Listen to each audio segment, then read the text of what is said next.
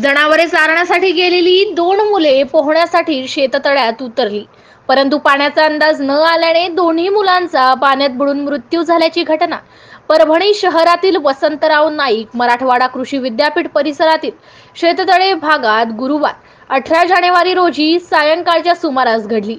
या दोन्ही मुले सायाळ खटिंग येथील रहिवासी असून या घटनेमुळे गावावर शोककळा पसरली आहे.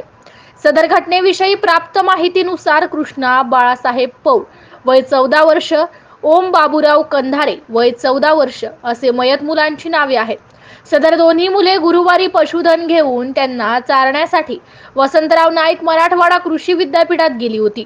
सायंकाळच्या सुमारास जनावरे परत आली, मात्र मुले सोबत नव्हती, म्हणून ग्रामस्थांनी मुलांचा शोध घेतला. वसंतराव नाईक मराठवाडा कृषी विद्यापीठ परिसरातील शेततळे भागात कृष्णा पौळ यांचा मृतदेह आढळून आला, तर ओम दिसून आला नाही. कृष्णाचा मृतदेह उत्तरीय तपासणीसाठी जिल्हा सामान्य रुग्णालयात पाठवण्यात आला. शेततळ्यात ओमचा शोध घेण्यात आला. शुक्रवार 19 जानेवारी रोजी सकाळी 10 वाजेच्या सुमारास ओम कंधारे याचा मृतदेह मिळून आलाय. शहर महानगरपालिका अग्निशमनचे गौरव देशमुख, संतोष पोंदाड, मदन जाधव यांना शोध मोहीम राबवली आहे.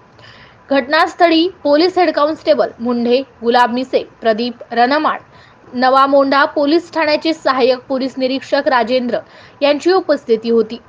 MCN न्यूज मराठी करिता माबूद खान, परभणी जिल्हा प्रतिनिधी.